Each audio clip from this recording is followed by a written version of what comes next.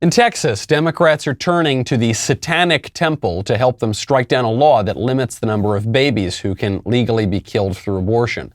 In California, education officials are instructing students to chant prayers to the demon gods of the Aztecs, who also practiced child sacrifice. In Washington, D.C., Joe Biden himself has fully changed his views on abortion, coming out in favor of infanticide and effectively renouncing his Catholic faith.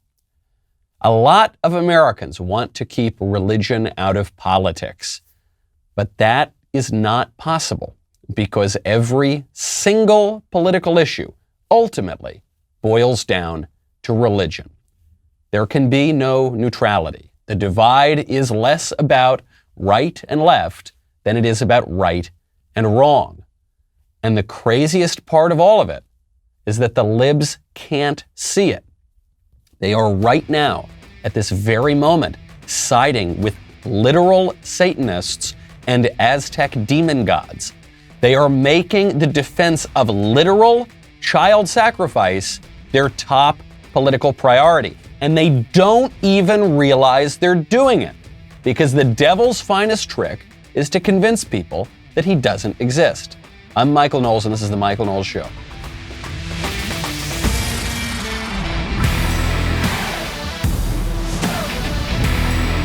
Welcome back to the show. My favorite comment Friday is from BLD, who quotes leftists. It says, leftists say the poor are people too. We must fight for the lower class. Also leftists, life is literally not worth living if you're poor. Yes, they are saying that. If you're poor, if you're not going to live in a nice fancy house in the suburbs, if you're going to have any problems in life, it would be much better for you to be killed. Not great. Pretty crazy stuff. Almost as crazy as this economy right now. Well, if you want to hedge your investments against inflation, I would strongly recommend Acre Gold. If you want to start investing in physical gold, but you do not think that you can come out of pocket all at once, physical gold is expensive, have no fear. Acre Gold will let you subscribe to gold bars for as little as $30 a month. Before you call me a liar, hold on, let me explain how it works. You pay each month. Once your gold stash reaches the price of their gold bars, they will discreetly ship Acre Gold to your house. They've also got a new $100 a month subscription to a 5-gram gold bar. So if you want to up the ante, you can. I've really enjoyed investing in physical precious metals. I've really enjoyed investing in Acre Gold. They keep you updated on your stash each month. They ship once you hit that threshold. You get it all safe and sound and in your hands. Great hedge on inflation. Visit getacregold.com/Knowles. Start investing in physical gold today. Make sure you go to this URL because Acre is giving away a gold bar. To qualify for the giveaway, tweet or post why you should be the recipient and mention @get_Acre. That's getacregold.com/Knowles. Thank you, Acre Gold, for supporting the show.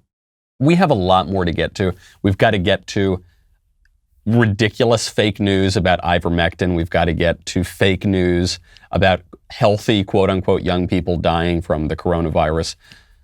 We need to begin with the child sacrifice stuff. That's a sentence I never thought I would say. I didn't hope that I would ever say that. It is crazy because the left knows not what it does. It can't see it, but if you're outside of that bubble, if you're outside of the liberal establishment, you look at this and you think, guys, you are actually siding with real full-on Satanists and Aztec demon gods. And they say, no, you don't get it. It's so clever. Oh, you don't understand. It's not really Satanists that we're siding with, except it is. So here's a representative article in the Huffington Post. Satanic Temple floats devilishly clever strategy to dodge the Texas abortion law. Oh, it's devilishly clever. What is devilishly clever? What are they doing? Well, they've got this new strategy. They're going to say that taking an abortion drug is an important part of their religious ritual. It's a sacrament in the Satanic Temple. Quote, a lawyer for the Massachusetts-based temple sent a letter to the Food and Drug Administration earlier this week to request that the church be allowed access without prescription to the abortion-inducing drugs mifepristone and misoprostol as part of its sacramental abortion ritual. He compared employing the drugs to the use of peyote in certain Native American rituals under the Religious Freedom Restoration Act. For the temple, bodily autonomy and science are sacrosanct, and the abortion ritual is an important expression of those beliefs. explained Temple co-founder Lucien Greaves. How clever. Wow. Gosh, we didn't see that one coming. What the Satanists are saying is that abortion is their central sacrament, just like we've been saying for decades. Peter Kraft, who's a wonderful theologian and philosopher, Peter Kraft put it very well a long time ago. He said, quote, "Abortion is the Antichrist's demonic parody of the Eucharist. This is why it uses the same holy words. This is my body," with the blasphemously opposite meaning. In the Christian communion, the priest holds up the Eucharist and says, "This is my body which will be given up for you," quoting Christ. In abortion, the left says, "This is my body. This is my body, my choice." This, even though it isn't the woman's body, it's a little baby. So now, the devil, what a devilishly, it's not clever. You don't see it, left. You can't understand what you're doing. But we do see it. And a lot of people have seen this for a long time. And even as you are now openly siding with Satanists, you don't understand what you're doing. A single doctor, quote unquote, a murderer in Texas who has a medical degree, as this law was going into effect, performed 67 abortions in 17 hours because the law was about to go into effect and Moloch was very hungry and they needed to feed these demons the souls and bodies of innocent children. So for 17 hours, a doctor in his or her 80s, is being reported, performed 67 abortions. 67 people killed in 17 hours just to get that rush in before the law goes into effect. The left is losing their minds over this. It seems to be relatively minor issue. It's the people of Texas, through their democratic process, through their representatives saying, we don't want to kill as many babies as we've been doing, so we're going to limit that now. In this one state. It's not going into your state, just in this state. And the left is focusing on this because it is their central sacrament, the sacrament of the Antichrist. They're focusing on this as though this is the single gravest threat to their entire political project. Maybe it is. Elie Mystal, who is some talking head on MSNBC, he is now suggesting that Joe Biden create an army of federal physicians to go invade Texas to kill more babies. Look, I live in New York, okay? It is wet right now. If I was on top of my roof, kind of looking for help, I would expect the cavalry to be coming directly, right? FEMA, Coast Guard, Operation Dumbo Drop, somebody should be coming to get me. And in fact, when it happened in Katrina, the failure of the federal government to go get people was viewed as one of the biggest failures of George W. Bush's presidency. Similarly, we need to go and get women in Texas and protect their constitutionally protected medical rights. And the way you do that is that you deputize doctors, you federalize doctors, you create through an executive order an army of federal doctors who are going to go into Texas and protect the Constitution by consulting women about their privacy rights and their medical history. That by federalizing the doctor force, that would protect those abortion providers from the Texas law. MSNBC and the host, Joy Reid, nodding along, yes, wow, yes, suggesting that Joe Biden create a federal kill force to invade a state strictly for the purpose of he says getting the women, really means getting the babies. Go get the babies. Don't let those babies live. He says there's a constitutionally protected right to abortion. Obviously, there is not. It does not appear in the Constitution. He's suggesting, as the left is suggesting now, that this is settled law. Obviously, it's not settled law. It's not settled at all. That's why the pro-life movement has gained ground almost without ceasing since Roe versus Wade. It's not settled in any way. He is saying we need to upend the entire constitutional order, creating this federal police force of physicians just to protect the central sacrament of the faith, of leftism, of the anti-Christian faith. And Joe Biden's doing it too. Our devout Catholic president the most devout Catholic. How dare you criticize or question his devotion? Joe Biden has switched his position. He has effectively renounced his Catholic faith over this issue. He had been playing it a little bit cagey until this Texas issue, where he is now in formal heresy and in a break with the Catholic Church. In 2012, Joe Biden was asked, what's your feeling on abortion? He said, well, I personally, because I'm a Catholic, I'm pro-life. My religion defines who I am. And I've been a practicing Catholic my whole life. It has particularly informed my social doctrine. Catholic social doctrine talks about taking care of those who can't take care of themselves, people who need help. With regard to abortion, I accept my church's position on abortion as what we call de fide doctrine. Life begins at conception. That's the church's judgment. I accept it in my personal life.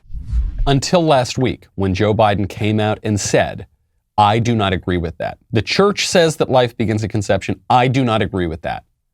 I do not agree with that. So Joe Biden comes out, he says, my religion, my faith defines my public life. And he's right. He's right. But the faith is not Catholicism. It's not Christianity. It's leftism. You know, with all of the encroachments of all these crazy institutions, the government, a lot of people want to be able to just do some simple things themselves. When you want to do it yourself, I strongly recommend you check out rockauto.com. When you need a part for your car or truck, you have two options, and only two options. So let me lay them out for you. You can either go to the brick and mortar store, drive there, it takes 15, 20 minutes.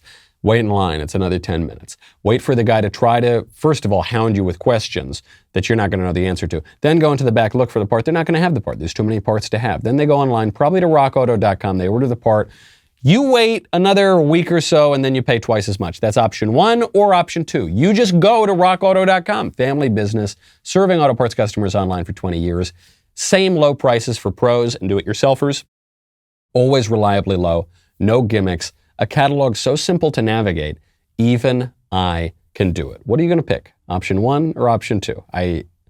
You're an intelligent person. If you're listening to this show, you're an intelligent person, go for option two. Go to rockauto.com right now, see all the parts available for your car or truck, and then write Knowles, K-N-W-L-E-S, in their How Did You Hear About Us box so they know that we sent you. Joe Biden in 2012 said, I agree with my church. Life begins at conception. Joe Biden in 2015 reaffirms this. I believe that life begins at the moment of conception. I'm prepared to accept de fide doctrine on a whole range of issues as a Catholic. Even though, as you know, Aquinas argued about, in Summa Theologica, about human life and being when it occurs, I'm prepared to accept as a matter of faith, my wife and I, my family, the issue of abortion. But what I'm not prepared to do is impose a rigid view, precise view, rigid sounds pejorative, a precise view that is born out of my faith on other people who are equally God-fearing, equally as committed to life, equally as committed to the sanctity of life, and I'm prepared to accept that the moment of conception is human life and being. But I'm not prepared to say that to other God-fearing, non-God-fearing people that have a different view. Now, this argument never made any sense because he's saying, I believe, Joe Biden, using all the faculties that I have at my disposal, I believe that life begins at conception, and if you commit an abortion, you are committing murder and you're murdering innocent people. But I'll allow it. I believe that, but I don't really believe that. I believe it's tantamount to murder if you commit an abortion. But not really though, right? You can't, he contradicts himself. And this began with Mario Cuomo, Andrew Cuomo's father, when he was governor of New York. And he was nominally a Catholic, but he had to go along with his new faith, which is leftism, and he had to create a way for Democrats to have both sides of the issue. And so what he decided was the way to do it is to say, I'm personally against abortion, but as a political matter, I would never impose my faith. Well, no, you are. To have legal abortion, you're imposing your new faith, leftism, on many Christians and Jews and Muslims and other people who oppose abortion. So you're imposing a faith. There is no neutrality here. And you're making a decision. But Joe Biden doesn't even do that anymore. Last week he came out and said, I do not agree with the position that life begins at conception. I do not agree with the position of the Catholic Church because, frankly, I think that the whole leftist argument of I'm personally against abortion, but politically I'm for abortion, never made any sense. Just means you're lying somewhere. You're either lying to yourself or you're lying to the public. If you hold those contradictory views at the same time. So now he renounces the faith that we are told he's devoted to, and he accepts the real faith. The thing we have to remember about all this is, and then we'll move on to demon gods. I don't want to focus too much on the Satanists. We have to get to the demon gods that the California students are now being told to worship. That's not an exaggeration. But it is worth pointing out, human sacrifice is not just some weird thing that happened in a few places a long time ago. Human sacrifice is part of human culture. It has happened everywhere. It has happened virtually at all times, with very few exceptions. And one of those exceptions is the Christian West. You see this in the Old Testament, in the Hebrew Bible. The Israelites come into territories where there is widespread human sacrifice, and then they put a stop to that. In Christianity, when Christianity has spread to other places and other cultures, they've put a stop to that sort of thing. But the reason that there is human sacrifice, I mean, there are lots of writings about this. I'm particularly fond of those of René Girard, who I'm reading right now, who says that the sacrifice, mimetic violence is the term that he uses, it's the only way that cultures can restore peace, that rivalries gin up, in cultures, brothers killing brothers, Cain killing Abel, Romulus killing Remus, the people banding together against a scapegoat. They need to let out their violence. And when you commit a sacrifice, initially human sacrifices, then in some cases replaced by animal sacrifices, and then in Christianity is replaced by the sacrifice of Christ, that restores order for a period. This is why the Aztecs, actually, this is why indigenous American civilizations would slaughter people. At the consecration of Tenochtitlan, one of the temples in the Americas, in the Aztec Empire, they would kill 80,000 people, sacrifice 80,000 people in the span of 4 days to appease their demon gods. They would rip out beating hearts, hold them up on knives, still beating, and then throw the bodies down the temple to the tune of 80,000 at a time. And now, by the way, I'm not joking, I'm not being hyperbolic, California students are being told to chant prayers to those gods. On August 26th, the Thomas More Society wrote a letter to the state superintendent of public instruction requesting that they remove an Aztec prayer from the state's curriculum. Now, the state refused to respond to this, so now the Thomas More Society has filed a lawsuit. California, in March of this year, introduced a new ethnic studies curriculum. Ethnic studies is a fake academic discipline for students who are too stupid to study real academic disciplines. So but it's not just because some students are not intelligent or educated enough to take real courses. It's also because the left is trying to impose its own radical ideology on a whole generation of students, and they're doing that in the classrooms, not just at the universities, but also in high school and middle school and even further back. So they introduced this new ethnic studies requirement. And it was promoted by a man who believes that one way to rectify colonialism is to support a, quote, counter-genocide of, quote, white Christians, not a joke.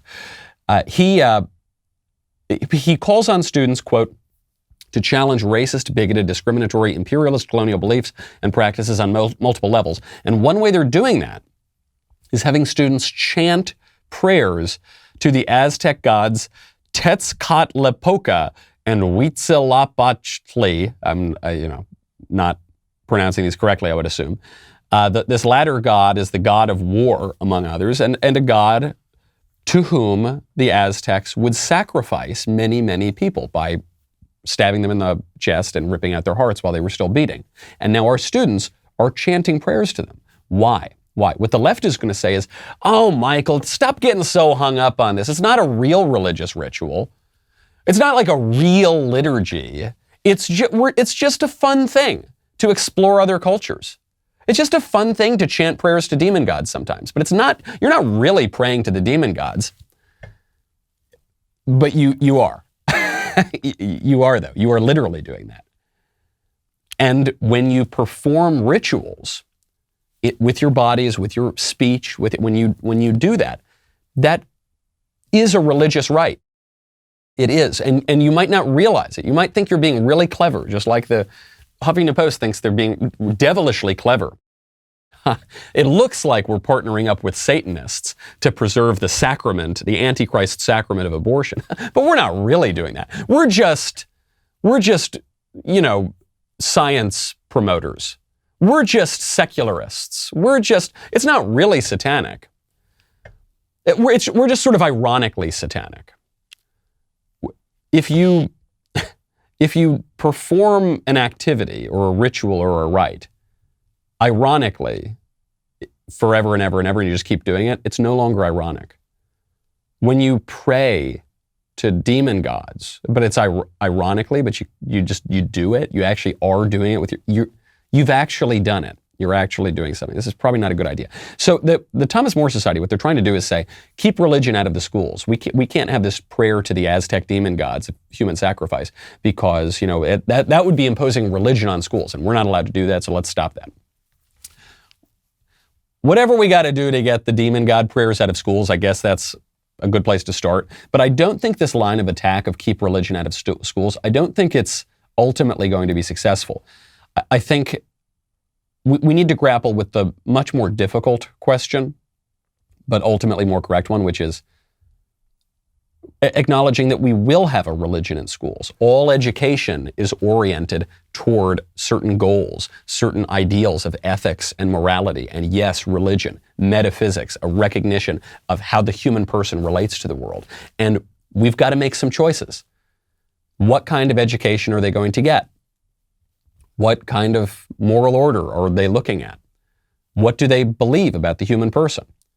That's going to require certain religious premises. And ultimately, they need to be Christian, okay? Because our civilization is a Christian civilization. And if we have our education ordered toward some different thing, then it's going to be a different civilization. And it's going to be a worse one. And our kids are going to worship demon gods.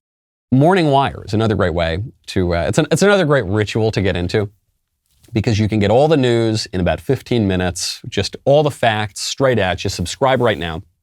Start listening to Morning Wire on Apple, Spotify, wherever you listen to podcasts. Leave a 5-star review if you like what you hear. We'll be right back with a lot more.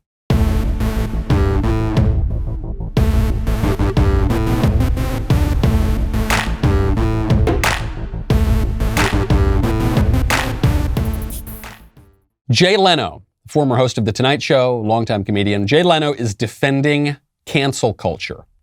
And so a lot of conservatives are really upset at Jay Leno. But I am going to defend Jay Leno because I also defend cancel culture.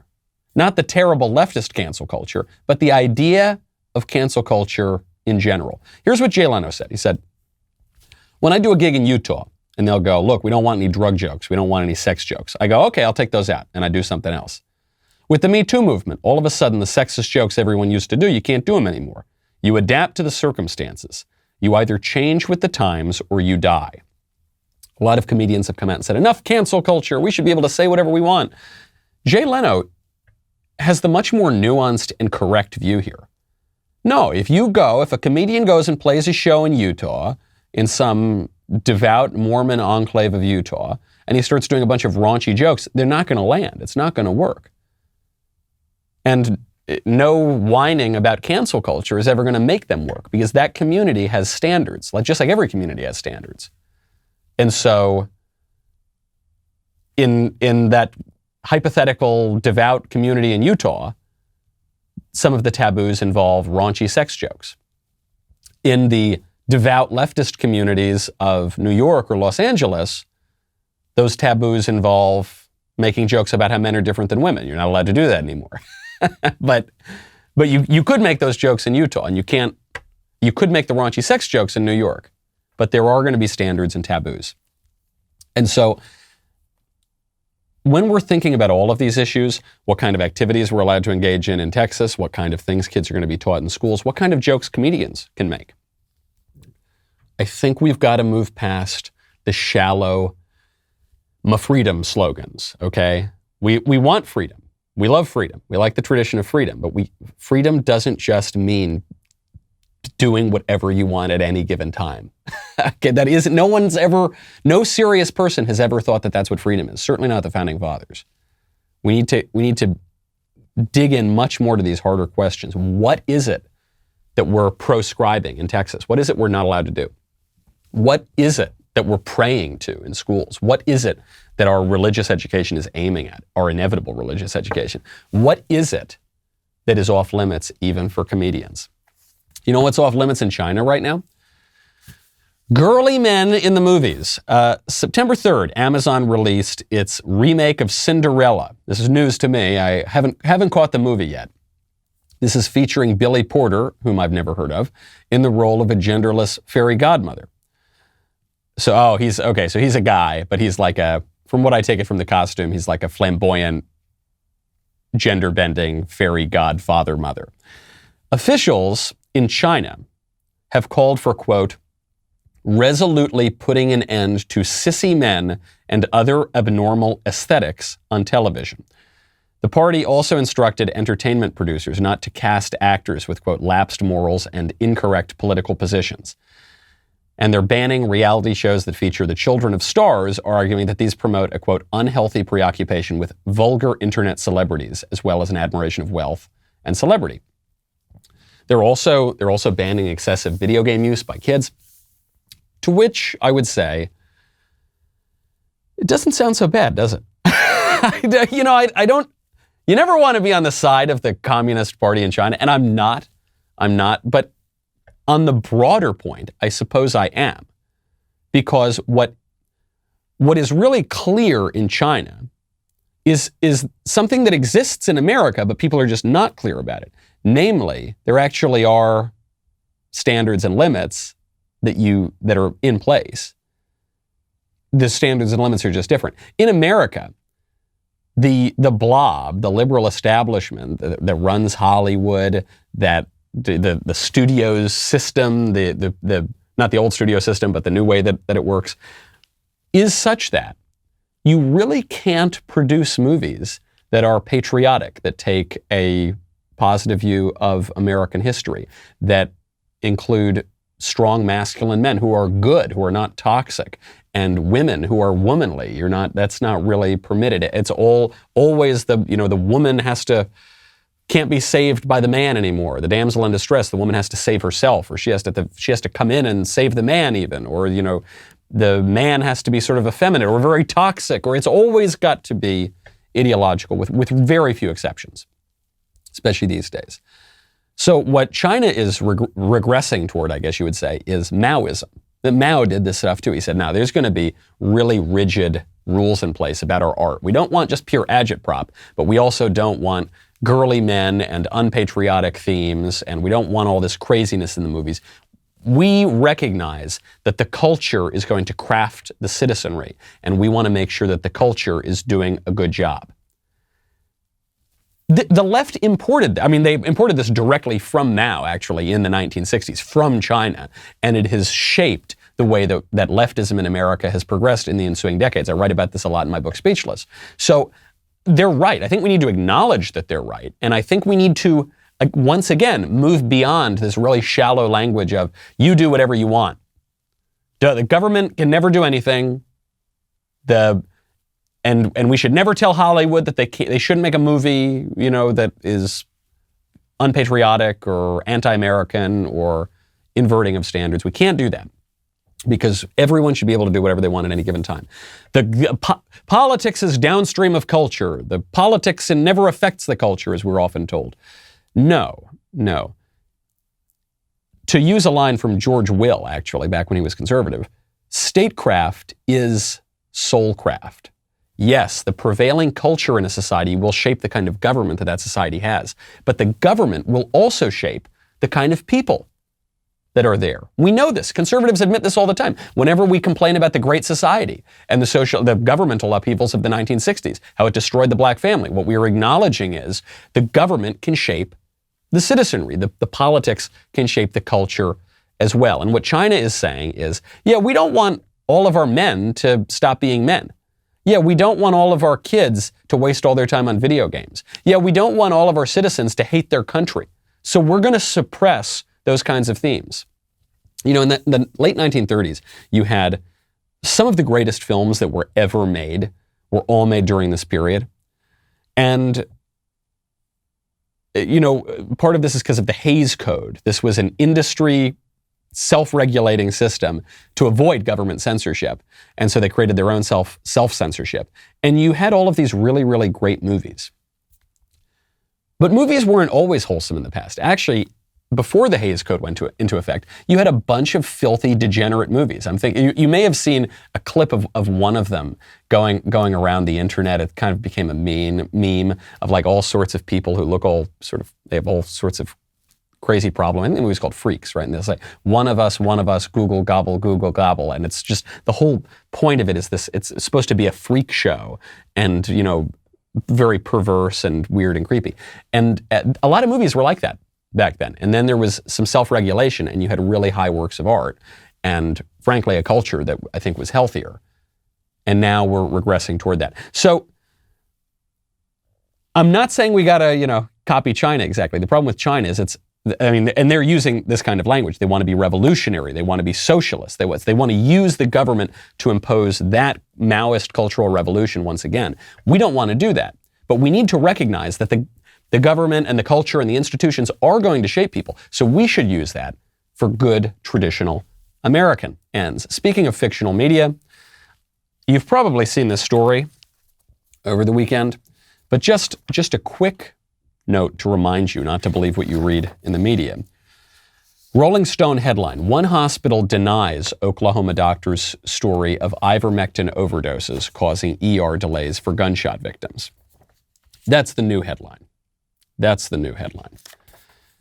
The original headline was, gunshot victims left waiting as horse dewormer overdoses overwhelm Oklahoma hospitals, doctor says.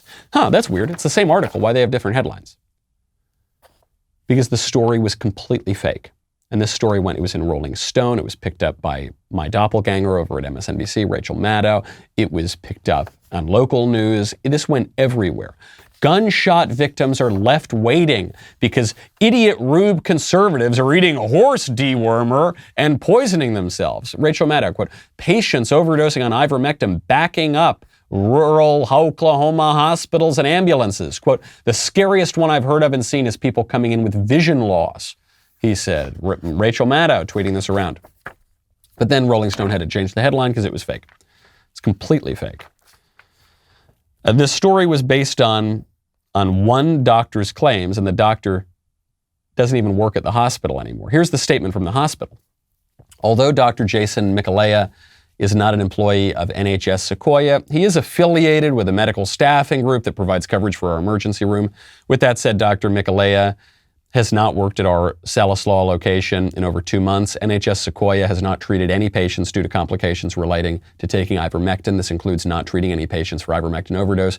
All patients who have visited our emergency room have received medical attention as appropriate. Our hospital has not had to turn away any patients seeking emergency care. We want to assure our community that our staff is working hard to provide quality health care to all patients. We appreciate the opportunity to clarify this issue, and as always, we value our community's support.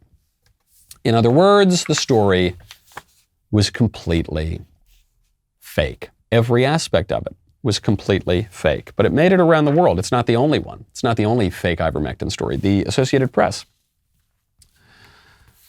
Here we are. It's amazing. I mean, they've got more and more and more versions of this story floating around. But here's from the Associated Press. They claim 70% of calls to Mississippi poison control were about ivermectin overdoses. 70%. Wow. Those idiots taking that horse dewormer. Correction. In an article published August 23rd about people taking livestock medicine to try to treat coronavirus. The Associated Press erroneously reported, based on information provided by Mississippi Department of Health, that 70% of recent calls to Mississippi Poison Control Center were from people who had ingested ivermectin to try and treat COVID-19. State epidemiologist Dr. Paul Byers said Wednesday the number of calls to poison control about ivermectin was 2%. Was 2%. He said of the calls that were about ivermectin, 70% were by people who had ingested the veterinary version of the medicine. Headline story on page A1, 70% of poison control calls are ivermectin overdoses. Idiot horse dewormer people. Correction on page Z1000 that no one's going to read. Actually, it was 2%. And actually, it wasn't even 2%. It was 70% of 2% that were about overdoses. Complete lie. A complete lie that very few people are going to find out about. If you listen to this show, you'll know that that story was a lie. But if you listen to this show, you already knew that this story was a lie. You already knew that it was that the media were not to be trusted and the ivermectin stuff is a complete joke. The attacks on ivermectin. But I'm sorry to say, I mean, look, a lot of people listen to this show. Hundreds of thousands of people listen to this show. But there are hundreds of millions of people in the country. And the left controls the means of communication to the vast majority of them. Here's another fake story. A perfectly healthy 13-year-old boy died of coronavirus. This is a very sad story because a 13-year-old boy actually did die of the coronavirus. And the reason this story is being pushed around, perfectly healthy 13-year-old boy, the reason it's being pushed around is to impel young people and children to take this vaccine that they really don't need to take. They're not at a statistically very great risk of dying from coronavirus. And there are questions about the coronavirus, or about the vaccine rather. Will it inflame their hearts? There was a 13-year-old boy whose heart became inflamed and he died just days after receiving the second dose of the vaccine. So there are a lot of questions. So why should we make kids who aren't really at great risk of coronavirus, why would we make them take this experimental drug? Well, because a perfectly healthy 13-year-old died, except the perfectly healthy 13-year-old was 300 pounds. He had huge comorbidities. Of course, he was at much greater risk. It's horribly sad. Now the mother is calling for mandatory vaccines for all the kids. It's fake news. This is what the fake news is. And if you point this out, you're a crazy conspiracy theorist. You know the difference between conspiracy theory and the truth? We've said it before on this show. About 12 to 16 months, it seems, these days. But they don't know. They don't know. It gets back to the Texas abortion law. It gets back to siding with the actual Satanic Temple. It gets back to making kids pray to Aztec demon gods. The left doesn't know. There's a woman who, Dr. Cass, Dr. something Cass. She was the woman who sounded like a demon, tweeting out the other day saying, "Give me your children. I'll tell me if you want an abortion in Texas. I'll figure it out. I'll kill your children. Don't just let me do it." And I said, "This woman sounds like a demon." She wrote into me. She said, "Michael, instead of making fun of me, just invite me on the show. We'll discuss it." I invited her on the show. We haven't heard back. Of course, for days now, we haven't heard back. Of course not. She has no idea what we think. She has no idea what she's doing. She has no idea the reality of the things that just like, especially on these issues, just like the entire left. Historical perspective is very helpful when you're considering the propriety of Aztec demon god prayers and Satanists, and even on economic matters. There's a headline came out last week, and I want to make sure we get to it. A shocking headline, quote, "An Oregon McDonald's is so desperate for workers, it hung a huge banner outside calling on 14-year-olds to apply." My gosh, they must really be desperate. 14-year-olds working at a fast food joint? Why, that's exactly the kind of person who worked at a fast food joint even 20, 30 years ago, but no longer. How old were you when you got your first job? I was 14. What was your first job? My first job was at a fast food joint. I was an artist. I've always worked in the arts. I was a sandwich artist at Subway. That used to be the point of these jobs. Maybe not the manager of the franchise or something like that, but the people flipping burgers. Used to be a job for teenagers. Then, because we just opened the borders of our country and flooded it with way disproportionately low-skilled labor, a lot of people who were adults in their 30s, 40s, 50s crowded out the teenagers in that labor market. So now you go into a fast food restaurant, and it's very rarely is it someone who's 14 or 15. That was a big change in the way that our economy functioned. Now we have a labor shortage because the government is paying people to sit on their couches, and so you can't hire anyone. Even today, I was going through a fast food place to get a little breakfast, and they were extremely short-staffed. They couldn't get people to work there. So there's big signs out front, please, we're hiring, please come work here. There are lots of unintended consequences to these leftist policies. Okay, and they don't see it happening. They say, okay, we open the floodgates of our southern border. That's good for everyone. That's good. That's compassionate. Well, it's not good for the kids who now don't get job experience. Okay, it's not good for the health of the American economy, I think, in the long run. You start partnering with Satanists and Aztec demon gods. It's just nice. Oh, it's just multiculturalism. We're just following the science. Oh, it's just tactical. Oh, it's just this. It's probably not good in the long run to have these sorts of occult rituals be elevated as your national religion. Probably not good at all. This actually brings me to Labor Day. Just a point on this, especially on these 14 and 15-year-olds at McDonald's, who, by the way, now they've shown up. McDonald's has hired 14 and 15-year-olds, and it turns out they're great employees because they're young, they're full of energy, they're eager to learn, they're very malleable, and they're doing a good job, and we should have more of that in this country. Speaking of holidays, yesterday was Labor Day, and I know there were a lot of conservatives who came out. I mean, we even made some jokes about it here at the Daily Wire, but there were a lot of conservatives who said this is a communist holiday and we hate it, we don't want anything to do with it. And that isn't true. It's not a communist holiday. It is a holiday that was created actually to undermine the communist holiday of May Day. That was the international communist holiday. And when the United States pushed for Labor Day, yes, it was certainly influenced by the labor movements and it was influenced by the socialists and the communists, but it was actually a way of undermining that. And I just think there has been a running theme on the right for the past 30 years or so, 20, 30 years, that we hate labor, that we're the party of the billionaires and the plutocrats and the CEOs, and forget about labor. We hate American labor. Let's outsource everything. Let's flood the country with cheap labor and to lower wages for Americans in the working class. And that's just crazy. That's not a good idea. First of all, the plutocrats and the billionaires and all of them hate us, generally speaking. They don't like us. The companies that are shipping jobs overseas hate America. They have no loyalty to it. The Republican Party will be a working class party. We are... If you're talking about regular, normal Americans who work regular, normal jobs, I don't think they're particularly attracted to BLM burning their country down, the LGBT agenda pushing drag queen story hour in schools, or radical anti-American revolutionaries who want to tear down George Washington. So we actually could get American labor, but I think we've got to adapt and recognize, no, we appreciate American labor, actually. We like this. This is a good thing. We want to actually keep out some foreign labor so that we can beef up our own base, our own American people. Speaking of holidays, this is another one I can't let go. The Boston Marathon has just issued a big apology. The Boston Athletics Association issued a big apology because they scheduled the Boston Marathon on an important holiday. They scheduled the Boston Marathon on Indigenous Peoples Day. You know Indigenous Peoples Day? That totally real thing, not just a fake thing?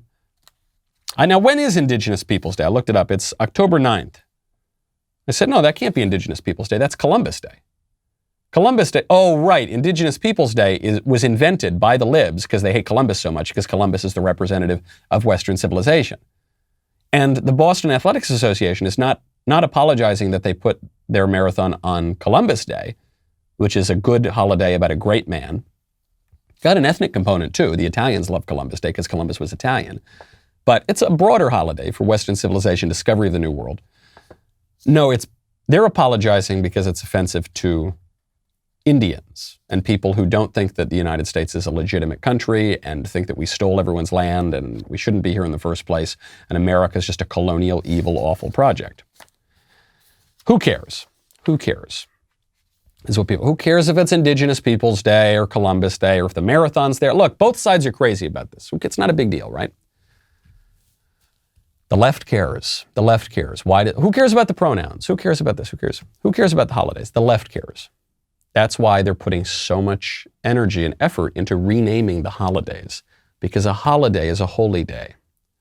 Who cares what statues we have up?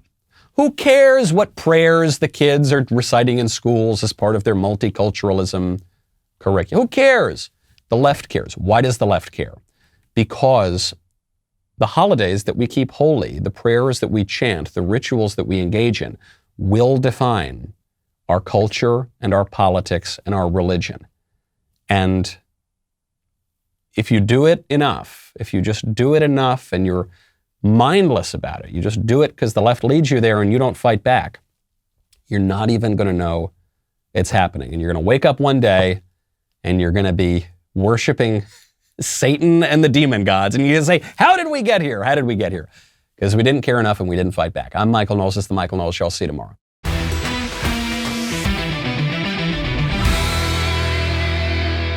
The Michael Knowles Show is produced by Ben Davies. Executive producer, Jeremy Boring. Our technical director is Austin Stevens. Supervising producer, Mathis Glover. Production manager, Pavel Vidovsky. Editor and associate producer, Danny D'Amico. Associate producer, Justine Turley. Audio mixer, Mike Coromina. And hair and makeup by Nika Geneva. The Michael Knowles Show is a Daily Wire production. Copyright Daily Wire 2021.